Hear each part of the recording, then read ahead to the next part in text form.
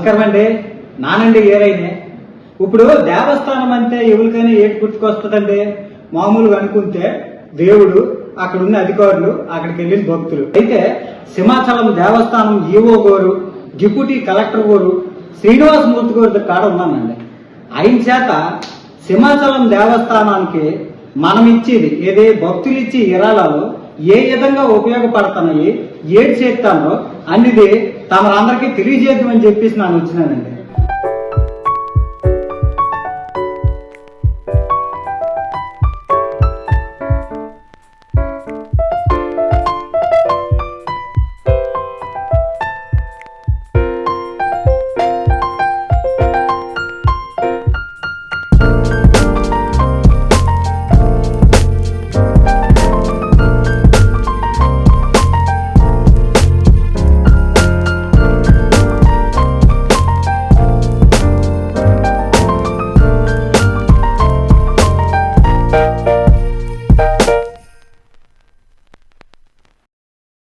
అయ్యా నమస్కారం అండి. నమస్కారం గారు. అయ్యా, చాలా మందికి దేవస్థానం అంటే దేవుడు, భక్తులు, అధికారులు అండి. ఎంత మటుకే తెలుసును.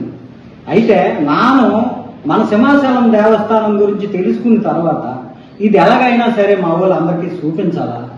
దేవస్థానం అంటే భక్తులు, దేవుడే కాదు, దేవస్థానం అంటే ఒక సేవ అనేది అందరికీ చెప్పాలనే ఉద్దేశంతో నేను తమ కాడికి వచ్చినానండి. అయ్యా దేవస్థానంలో వచ్చినటువంటి విరాళాలని ఏ రకాలుగా ఖర్చు పెడతాను అంటే నాన్న చూసిన మట్టుకు గోశాల నడిపిస్తాను బాబు. గోశాలకి ఒక నెలకి ఎంత ఖర్చు అవుతుంది అంటారు బాబు? గోశాలకి దాదాపుగా ఒక 5 లక్షలు ఖర్చు అవుతుందండి ఒక నెలకి, సిబ్బంది కాకుండా. ఎందుకంటే మన గోశాలలో మనం పచ్చగడ్డి మనం పండించి, మన క్షేత్రంలోనే పండించి మనం గోశాలకు ఇస్తాం. అయితే దాణా కావాలి, ఎండుగడ్డి కావాలి, అది ప్లస్ మందులు కావాలి. అవును. దాంతో పాటుగా మన దగ్గర దాదాపుగా 260 గోవులు ఉన్నాయి. అంటే మేల్ ఒక 48 to 220 ఫిమేల్ ఉన్నాయి. ఇటుండండి ఆవులు, పట్లు కూడా ఉన్నాయి. వీటన్నిటికి సంబంధించి మన దగ్గర ఒక డాక్టరు, కాంపౌండరు, వీళ్ళు కాకుండా ఒక 12 మంది సిబ్బంది ఈ గోశాల నిర్వహణ కోసమే మనం ఏర్పాటు చేయడం జరిగింది. ఇక్కడికి ప్రధానంగా ఈ వివిధ సంస్థలు అంటే ఈ జైన్స్ అని కానీ, ముఖ్యంగా నార్త్ ఇండియన్ వీళ్ళు కానీ, మన గ్రామస్తులు కానీ గోమాతని పూజించడం మనకు ఒక అలవాటు.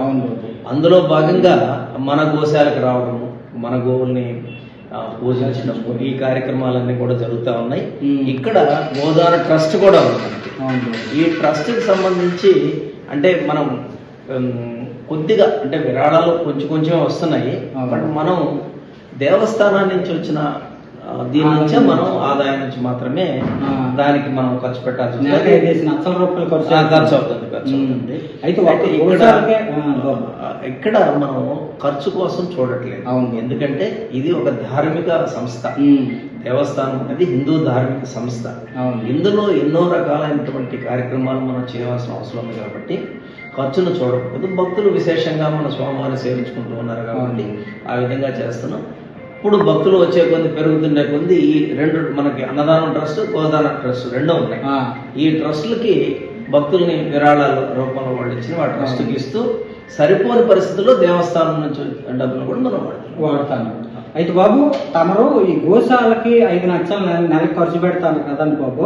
ఇదే కాకుండా నేను ఇంకొకటి కూడా విన్నానండి బాబు, పవర్ ప్లాంట్ ఏదే కరెంటు సొంతంగా సమకూర్చుకుంటారో తమరు సమకూర్చుకునేదే కాకుండా గవర్నమెంట్కి చెందినటువంటి ఏపీడీపీఎల్కి కూడా తమరు కరెంట్ ఇచ్చినారనేసి నేను విన్నానండి బాబు. ఏదే దేవస్థానం తరపు నుంచి అది ఎంతవరకు నిజమో, అది ఎప్పుడు ప్రారంభించినారు, దాని ఖర్చు ఎంత అవుతుంది బాబు? యాక్చువల్గా అశోక్ గజపతిరాజు గారు ఎవరైతే ఈ చైర్మన్ గా ఉన్నారో, వీరు సెంట్రల్ మినిస్టర్ గా ఉండగా ఎక్కువగా ఈ సోలార్ ప్లాంట్స్ ని ప్రమోట్ చేసేవాడు.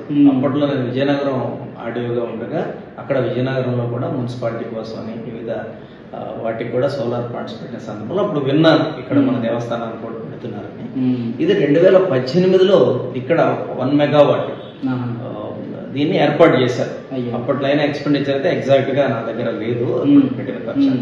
అయితే ఇప్పుడు దీని నుంచి సౌర విద్యుత్ ద్వారా వచ్చే దీని అంతా కూడా డిపార్ట్మెంట్కి ఇస్తారు, ఏపీపీటీఎస్కి ఇచ్చి ఆ ఎక్స్పెండిచర్ మనం ఇచ్చే రేటు మనం ఖర్చు పెట్టే రేటు మధ్య దాదాపుగా మనం పెద్దగా బిల్లు కట్టకుండానే, అంటే తేడా ఉంది, రేట్లు అయితే తేడా ఉంటుంది జనరల్ గా వాళ్ళు తీసుకునేది. మనం వాళ్ళ గ్రిడ్కి తీసుకుంటారు మొత్తాన్ని, తీసుకొని మనం ఏదైతే ఖర్చు పెడుతున్నామో దానికి ఆ బిల్లు అడ్జస్ట్మెంట్ జరుగుతూ ఉంటుంది. అంటే ఇంకా దేవస్థానం నుంచి అప్పటి వరకు ఇటీవల ఈ మధ్య కాలంలో కొద్దిగా మనకి యాక్టివిటీస్ పెరిగిన సందర్భంలో, కొన్ని కనెక్షన్స్ పెరిగిన సందర్భంలో వచ్చింది. అయితే అదృష్టవశాత్తు మనం ఇంకొక 1/2 మెగావాట్ మనకి ప్రసాద స్కీమ్ లో మరలా శాంక్షన్ అయింది. అది వచ్చేస్తే ఇంకా మనకే తిరిగి డబ్బులు వచ్చే పరిస్థితి అవకాశం మనకు దేవస్థానానికే మరలా మనకు చూసినారండి. దేవస్థానము సొంతంగా ఒక కరెంట్ కంపెనీ ఎట్టుకుంది, అంటే సోలార్ కంపెనీ అంటారు కదా, సోలార్ పవర్ ప్రాజెక్ట్ ఒకటే సొంతంగా ఎట్టుకున్నదే. మనం దేవస్థానం నుంచి బయటికి డబ్బులు వెళ్ళకంట, వెళ్తే మహా అయితే ఎంతో కొంత వెళ్తారు తప్ప ఎక్కువ వెళ్ళదు. ఈవో గారు చెప్పిన లెక్క ప్రకారం అయితే సొంతంగా ₹1 కరెంట్ కట్టకంట సొంతంగా సంపాదించుకుంటున్నాం మనం. అదే విధంగా బాబు తమకు ఇంకొకటి అడగాలనుకుంటాను బాబు, తమ గోశాల కాడే ఒక పెద్ద కూరగాయలు పంట కూడా వేయించినారంట బాబు. అంతే, అది ఎన్ని ఎకరాల్లో ఉంటుంది? ఇప్పుడు మనకి యాక్చువల్గా మనకి గోశాలని ఆనుకొని ఒక 80 ఎకరాలు ప్లస్ తర్వాత అంటే లోపల నుంచి దారిలో ముందుకు జైలు వచ్చేస్తుంది. జైలు తర్వాత మరలా మనం వెళ్ళడానికి మన వ్యవసాయ క్షేత్రం అక్కడ ఒక 20 ఎకరాలు ఉంది. ఈ 2 ప్రదేశాల్లో కూడా మనం పచ్చగడ్డి పండిస్తున్నాం వీటి కోసం. ఇది కాకుండా ఈ గోశాల ప్రాంతంలో కానీ అక్కడ ఉన్న 20 ఎకరాల్లో కానీ కూరగాయలు పండిస్తున్నాం. దాదాపు అన్ని రకాల కూరగాయలు పండిస్తున్నాం. ఈ బంగాళాదుంపలు ఇవి కాకుండా మిగతా అన్ని కూడా వంగ, బెండ, దొండ, ముల్లంగి, క్యారెట్, బీట్రూట్ లాంటి ఎన్నో పంటలు, గుమ్మడికాయలు, తర్వాత మీరు చూసుంటారు ఈ మధ్య సొరకాయలు, టన్నుల ఇవన్నీ కూడా ఫొటోస్ కూడా చాలా దగ్గరలో వచ్చాయి. ఇవన్నీ కూడా సేంద్రియ పద్ధతిలో మనం పండిస్తున్నాం. ఇవన్నీ కూడా పండిస్తున్నాం. దాదాపుగా అంటే మన గోశాలలో ఉన్నటువంటి ఏదైతే మనకి గోవుల ద్వారా గోమేధం వస్తుందో ఇవన్నీ కూడా మనం వీటిని అక్కడ వాడతాం. అంటే స్వచ్ఛమైన ఆర్గానిక్ అంటారు దాదాపుగా. ఎక్కడ మనం ఈ మందులు వేసి ఇవి లేదు బాబు. అంతే ఈ లెక్కను చూసుకుంటే తమరికి అన్నదానానికి కూడా ఈ పంట సరిపోవచ్చు అనుకుంటున్నాను. అంటే సరిపోవట్లేదు, ఇంకా పెంచే ప్రయత్నంలో ఉన్నాం. ఇప్పుడు ఒక 20 ఎకరాల్లో మాత్రమే ఈ పంటలు ఇవన్నీ అవుతున్నాయి. ఇంకా అంటే పెంచాలి అనే దానికి మనకు ఒకటి వాటర్ సోర్స్, తర్వాత మెన్ పవర్, తర్వాత దీనికి మేము యాక్చువల్గా ఒక హార్టికల్చర్ ఆఫీసర్ కూడా తీసుకొని చేద్దామనే దీనికి పర్మిషన్ కూడా పెట్టాము. అది వచ్చాక ఇంకా పెద్ద ఎత్తున దీన్ని ఎక్స్పాండ్ చేద్దామని చూస్తున్నాం. ప్రస్తుతానికైతే గోశాలలో ఉన్న వ్యవసాయ క్షేత్రంలో ఉన్నట్టు పండే పంటల్ని తీసుకుంటున్నాం. అదే విధంగా పెద్దగా మ్యాంగో చెట్లు ఉన్నాయి, తర్వాత పుష్పాలు కూడా ఉన్నాయి. సోమవారికి సంపంగి ప్రధానంగా బాగా ఇష్టం. ఇక్కడ సంపంగి కూడా వస్తుంది, మారేడు ఉన్నాయి, వేప ఉంది, ఇలా రకరకాల చెట్లు అన్ని కూడా ఔషధ మొక్కలు కూడా మనకి ఆ ప్రాంతంలో ఉన్నాయి. ఇవన్నీ కూడా మన క్షేత్రంలో ఉన్నాయి. ఎవరైనా ఇప్పుడు అదే కాకుండా అదే గోశాలలో మనం ప్రకృతి వైద్యాన్ని కూడా మనం అదే బాబు అడుగుదాం అనుకున్న బాబు తమరికి. అదే గోశాల ప్రాంతంలో ప్రకృతి వైద్యశాల ఉన్నదనేసి నాకు విన్నాను బాబు. అక్కడ యోగా థెరపీ ఏదో చెయ్యాలని కూడా నేను విన్నాను. దానికి ఏంటి బాబు ఎలాగా? ప్రకృతి వైద్యశాలలో ఒక డాక్టర్ ఉన్నారు, అదే విధంగా థెరపిస్టులు ఉన్నారు. ఎవరైనా వస్తే అంటే బయట కమర్షియల్ ఇదిలో కూడా అక్కడ ఈ వారికి అవసరమైనటువంటి ప్రకృతి వైద్యాన్ని అందించడానికి చాలా నామినల్ ఖర్చు.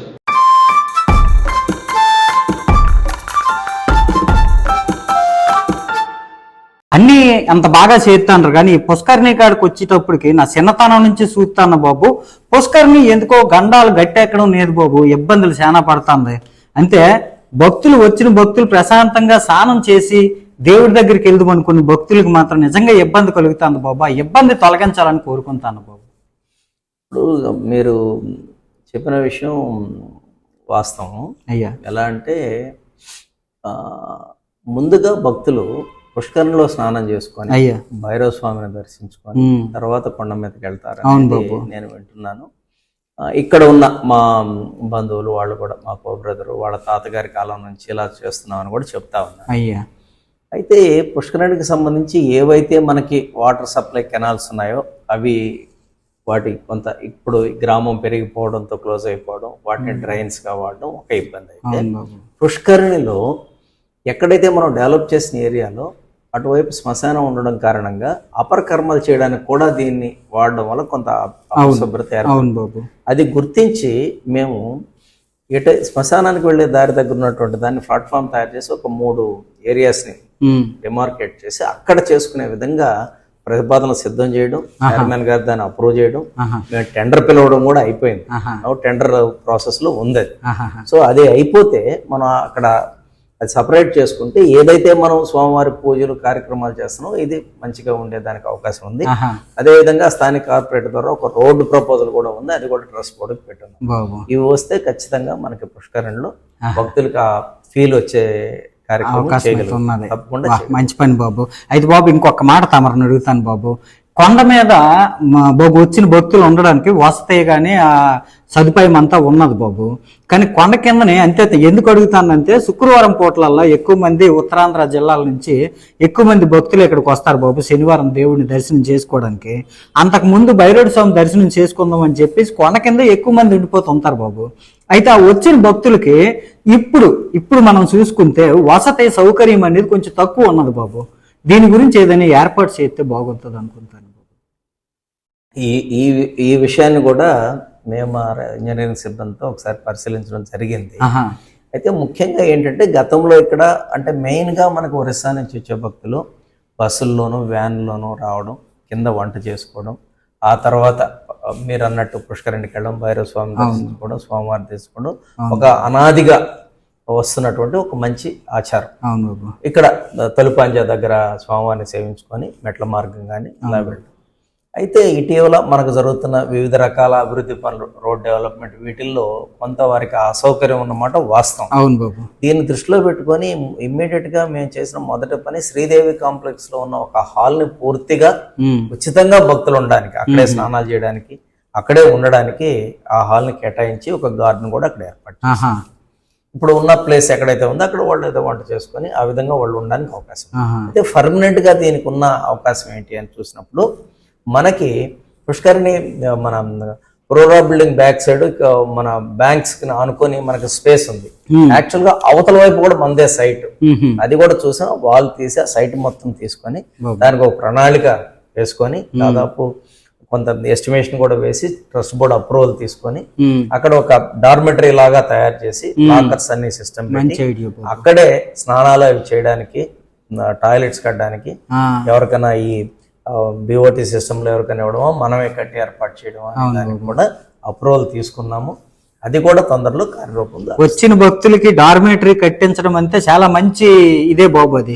ఎందుకంటే ఏ భక్తులు కూడా ఇబ్బంది పడకుండా ఉంటాడు.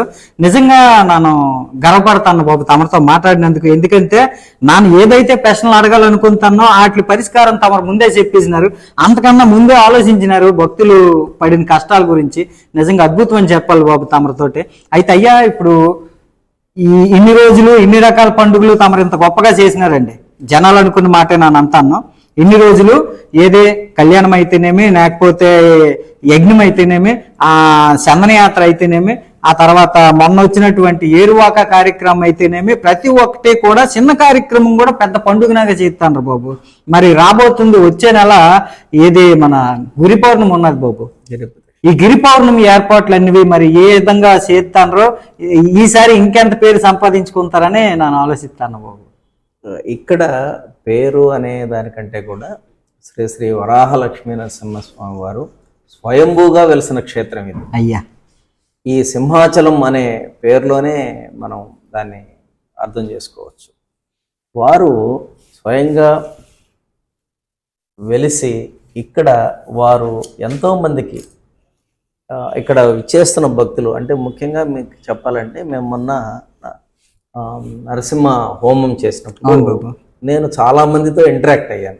వారిని కలిసి పరిచయం, ఏంటి ఎక్కడి నుంచి వచ్చారు అలా.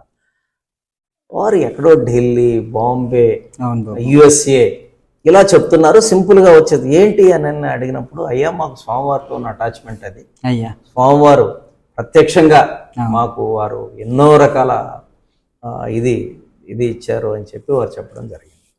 మరి ఇటువంటి క్షేత్రంలో మనం కార్యక్రమం చేయడానికి నా పూర్వజన్మ సుకృతంగానే భావిస్తున్నాను అయ్యా.